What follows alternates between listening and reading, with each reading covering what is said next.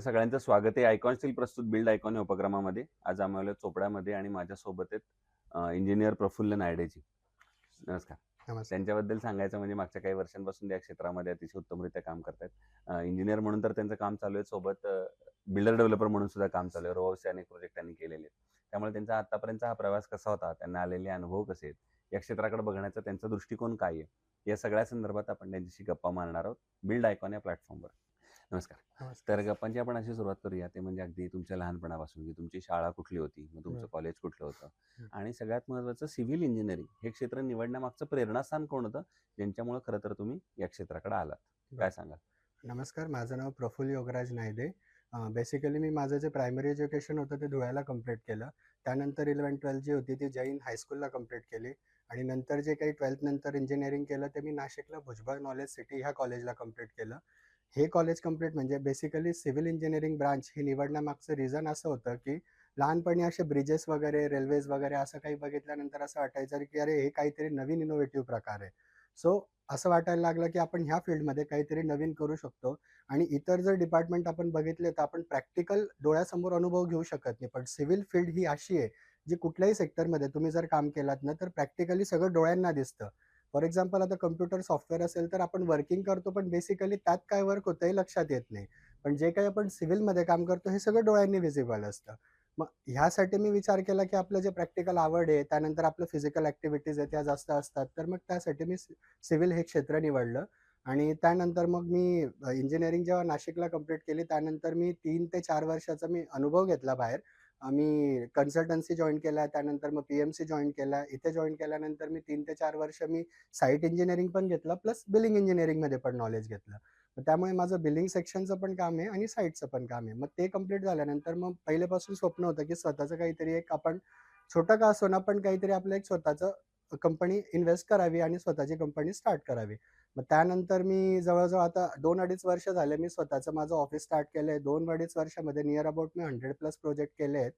तर असं मला एक बेसिकली जाणवायला लागलं, की हां, ही फील्ड अशी आहे, की आपण खरंच वेळ देऊ आणि आनंदी या फील्डमध्ये राहू शकतो. आता तुम्ही हा सगळा प्रवास सांगितलात. आता हां. त्यातल्या अजून थोड्या पुढच्या टप्प्यांवर आता आपण येऊया. त्यातला पहिला महत्त्वाचा प्रश्न आहे, ते म्हणजे या क्षेत्रात तुम्ही बघितलं असेल अकुशल कामगार किंवा बरोबर. अनस्किल्ड लेबरचं पर्सेंटेज यामध्ये बरेच जास्त आहे. बरोबर. आणि हो. अशा लोकांबरोबर काम करणं बऱ्याचदा धोकादायक असतं. बरोबर. कधी आपण बघतो, कधी चुका घडतात त्यांच्याकडनं. हो, हो. तर मग हे लेबर मॅनेजमेंट तुम्ही साईटवर कसं करता? सर बेसिकली आता म्हणजे जेव्हा मी नवीन-नवीन काम स्टार्ट केलं ना, काम स्टार्ट केल्यानंतर काय असायचं, की आपण जर मेट्रो सिटीमध्ये करत असाल ना, तर ह्या गोष्टी ज्या असतात ना, हे आपण एका बेसिकली कॉन्ट्रॅक्टरला देऊन देतो. पण जेव्हा आपण मेट्रो सिटीकडून जेव्हा आपण समजा तालुका विलेज किंवा नगरपालिका वगैरे ह्या साईडला आलो, तर इथं ह्या गोष्टी थोड्या चेंज असतात. मग अशा ठिकाणी आम्ही कसं मॅनेज करायला लागलो, सुरुवातीला जेव्हा आम्ही लेबर्सवर सोडायला लागलो, तर आमच्या लक्षात यायला लागलं, की ते अनस्किल्ड असतात किंवा अनएज्युकेटेड असतात. अनएज्युकेटेड असल्यामुळे काय व्हायचं, त्यांना मापं व्यवस्थित कळायचे नाही आणि कामाचा कंटाळा, बऱ्याचदा कंटाळा असल्यामुळे ह्या गोष्टी व्हायला लागल्या. पण याच्यानंतर मग आम्ही काय केलं, की त्यांच्यातले जे स्किल्ड लेबर असायचे किंवा जे मिस्त्री त्यांचे जे ठेकेदार असायचे, त्यांच्याकडे जाऊन आम्ही त्यांना हे केल्यानंतर मग सगळ्या गोष्टी त्यांच्या थ्रू ह्या सगळ्या लाईन अप करून, चेकअप करून, मग नंतर फक्त जे भरायचे कामं असतील, काँक्रिटिंगचे कामं असतील किंवा ठोकायचे कामं असतील सेंटिंगचे, अशा गोष्टी त्यांच्याकडे ट्रान्सफर करायला लागलो. बरं. तुम्ही मगाशी सांगितलं त्याप्रमाणे काही लॉक अँड कीचे प्रोजेक्ट्स असतील किंवा काही बरोबर. बिल्डर डेव्हलपरच्या मधून रो हाऊसचे प्रोजेक्ट आता हो, तुम्ही करता. नेहमीच प्रत्येक कस्टमरला असं वाटत असतं, की आमचं बजेट थोडं कमी आहे आणि बरोबर, एवढ्याच बजेटमध्ये हे बसवून द्या. आणि बरोबर, एक इंजिनिअर किंवा बिल्डर म्हणून तुम्हाला वाटत असतं, की चांगल्या दर्जेदार बांधकाम आपण लोकांना करावं. बरोबर. तर मग अशा वेळेला क्वालिटी आणि बजेट या दोन्हीचा समतोल तुम्ही कसा राखता?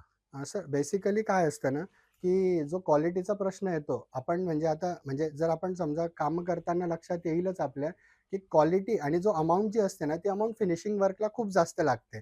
मग बेसिकली तुम्ही जेव्हा आर-सी-सी हे काम करतात ना, त्यामध्ये खूप जरी क्वालिटी कॉम्प्रोमाईज केली, हं. तरी त्याने कॉस्टमध्ये खूप काही जास्त मेजर डिफरन्स येत नाही. असा एक माझं पर्सनल एक अनुभव आहे.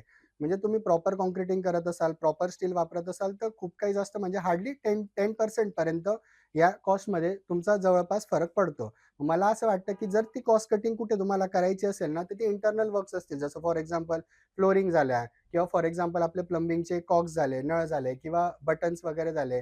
ज्या गोष्टी आपल्याला नंतर भविष्यात बाहेरच्या बाहेर आपण त्या गोष्टी चेंजेस करू शकतो. तर अशा ठिकाणी आम्ही कस्टमरला सजेस्ट करतो, की तुम्ही ह्या ठिकाणी कमी रेटला जाऊ शकता. जेणेकरून तुमची कॉस्ट सेव्हिंग पण होईल आणि तुमची सेफ्टी पण कुठे इफेक्ट होणार नाही. मग त्या बरोबर. हिशोबाने आम्ही सेफ्टी प्लस कॉस्ट, क्वालिटी, हां, कॉस्ट दोन्ही. कॉम्प्रोमाईज या दोघी गोष्टी आम्ही करत करायचा असतो. प्रयत्न बरोबर. करतो सर. आता एक थोडा वेगळा प्रश्न आहे तो म्हणजे हां, जसं तुम्ही इथं काम करताय बाकी अमळनेर वगैरे किंवा या आजूबाजूच्या पण एरियात काम बरोबर. करताय.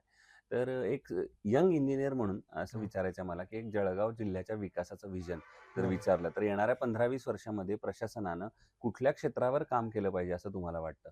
जेणेकरून जळगावचा एक सर्वांगीण विकास आपण येणाऱ्या 15-20 वर्षात बघू शकतो. एक सर इंजिनियर म्हणून तुम्हाला काय वाटतं? आता मला असं वाटतं सर म्हणजे बेसिकली स्टील झालं, सिमेंट झालं ह्या गोष्टी तर बाहेरून येत आहेत. हं, त्यासाठी तर कुठेतरी मला असं वाटत नाही की अडचण आहे. पण बेसिकली जी अडचण येते ना सर, ती सँडला घेऊन येते. हं. कारण आमचा जर एरियाचा विचार केला ना, आता आपण जर मेट्रोपॉलिटनमध्ये गेलो, तर तिथं आर्टिफिशियल सँड ही जास्त वापरली अगदी जाते. बरोबर. पण इकडचा विषय काय होतोय ना, नॅचरल सँड अवेलेबल असल्यामुळे लोकं आर्टिफिशियलकडे वळत नाहीये. बरोबर. पण त्याचा इफेक्ट काय होतोय सर, काही वेळेला आहे ना नॅचरल सँड मिळत नाही. हं. बऱ्याचदा काहीतरी प्रॉब्लेम्स येतात, हे होतात. त्याच्यामुळे काय होतं बरेच महिना-महिना, 15-15 दिवस काम हे ठप्प पडून जातं. बरोबर. त्याने प्रोग्रेस वाढत नाही. तर माझं असं मत आहे, की हं. गव्हर्नमेंटने कमीत कमी, की artificial sand is safe to work बरोबर. ह्या मोटोवर जर थोडंसं लोकांना वाह! प्राधान्य दिलं, थोडंसं त्याचे हं. फंक्शन्स प्रोग्रामिंग केले, तर मला असं वाटतं, की काम अजून फास्ट आणि इफेक्टिव्ह होऊ शकतं. नक्कीच, नक्कीच. कारण अजून त्या दोन्हीचा अवेअरनेस नाही. आर्टिफिशियल हो. सँड असेल किंवा अजून रेड ब्रिक वापरण्याचं रेड प्रमाण पण ब्रिक्सचा खूप आहे. वापरणं. तर बरोबर. हो. त्याच्याऐवजी त्यालाही अल्टरनेट आता वापरू बरोबर. शकता हो, तुम्ही. हो. बरोबर. नक्कीच. दुसरं कन्स्ट्रक्शनमध्ये जसा हा एक तुम्ही नवीन चेंज सांगितला, तसा एक महत्त्वाचा भाग असतो तो म्हणजे स्टील आणि सिमेंट. बरोबर. त्यातलं जेव्हा आपण स्टील सिलेक्ट करण्याची वेळ येते, तेव्हा बरोबर. जनरली काय पॅरामीटर तुम्ही बघता आणि मग ठरवता, की हे स्टील चांगलं आहे, हे वापरलं पाहिजे?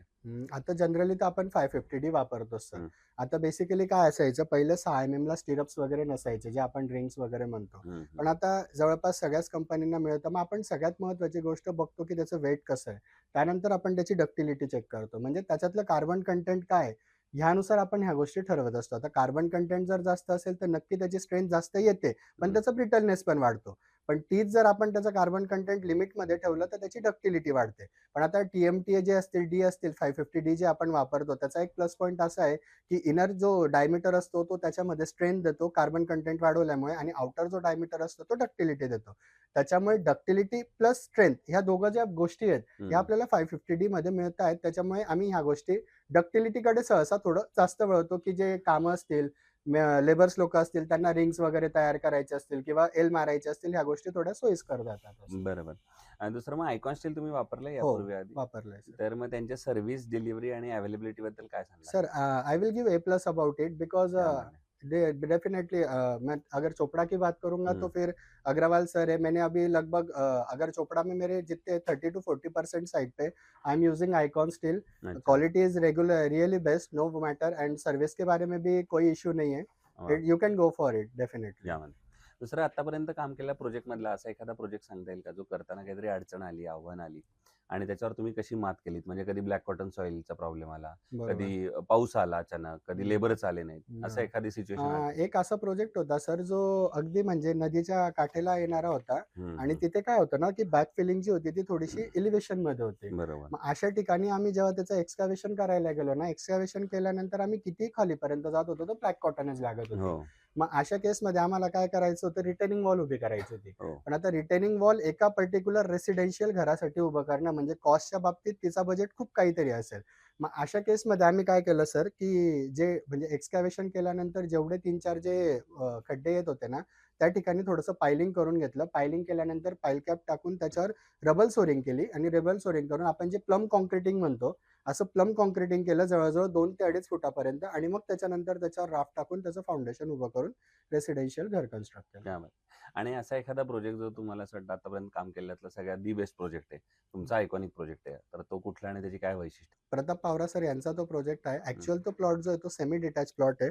पण त्याचं वैशिष्ट्य असं आहे सर, की वास्तूनुसार त्या गोष्टी सगळ्या तुम्हाला प्रॉपर मिळतील आणि प्लस म्हणजे एक बाजू पॅक असल्यावर सुद्धा आम्ही त्याची डिझाइन अशी केलेली आहे, की जे आपण इसेंट्रिक जे कोसेंट्रिक जे हं, कनेक्शन्स म्हणतो हं. विंडोज टू विंडो म्हणजे अगदी मागच्या रूममध्ये जरी माणूस बसलेला असेल ना, तर शेवटच्या रूमपर्यंत त्याला प्रॉपर व्हेंटिलेशन आणि लाईट्स मिळतील. क्या बात है! प्लस त्याच्यामध्ये जी एंट्री केलेली आहे आपण ती आर्टिफिशियलमध्ये एक एल टाकून, प्रोफाइल एल टाकून वगैरे एंट्री केलेल्या आहेत. त्याच्यामुळे लोकांचे त्या बाबतीत जे व्ह्यूज आहेत मला कंटिन्यू मेसेज येत राहतात, की तुमचा हा प्रोजेक्ट खूप भारी झालाय असं. वाह! त्यामुळे मला असं वाटतं, की आतापर्यंतचा माझा तो बेस्ट प्रोजेक्ट बेस्ट आहे असं. प्रोजेक्ट. आणि आता अगदी शेवटचा प्रश्न ते म्हणजे या क्षेत्रामध्ये आता तुमच्यासारखे जे यंग इंजिनिअर्स येत आहेत, तुमचे हो, मित्र, ज्युनियर्स येत आहेत, त्या बरोबर. सगळ्यांना तुम्ही काय सल्ला द्याल या क्षेत्रात वाटचाल करण्यासाठी? सर सगळ्यात महत्त्वाचा प्रश्न म्हणजे बिलीव्ह इन युअरसेल्फ. वाह! कारण माझ्या स्वतःवरून मी सांगेल, की ज्यावेळेला मी नवीन-नवीन विथआऊट एक्सपिरियन्स जेव्हा ह्या गोष्टींमागे गेलो, तर मग नियर अबाउट मी स्वतः 6 महिने पहिले फिरलो. मला कोणी जॉब द्यायला रेडी नव्हतं. लिटरली आजच्या मुलांचा काय विषय आहे ना, की नाही काही मिळालं तर ते डिमोटिव्हेट होतात आणि फील्ड चेंज करतात. पण माझं काय मत आहे, मी 6 महिने, 7 महिने फिरलो. त्याच्यानंतर मी फ्री ऑफ कॉस्ट 6 महिने पहिले काम केलं. कशासाठी? फक्त एक्सपिरियन्स गेन करण्यासाठी. पण ज्यावेळेला तुम्हाला एक्सपिरियन्स येतो आणि ज्यावेळेला तुम्ही स्वतः फर्मली उभे राहू शकतात ना, त्यावेळेला तुम्ही कोणीच अडवू शकत नाही आणि बऱ्याचदा अशा गोष्टी होतात. आपण जेव्हा नवीन सुरुवात करतो ना, तर समोरचे लोकं बऱ्याचदा सांगतात, "हे थोडं अवघड आहे, हे हं. थोडं असं आहे." पण जर तुमचा स्वतःवर विश्वास असेल, तर मी सांगेल नथिंग इज इम्पॉसिबल. स्वतःवर विश्वास ठेवा. 100% तुम्ही सगळं तुमच्या हिशोबाने करून जाल याची गॅरंटी आहे. क्या बात है!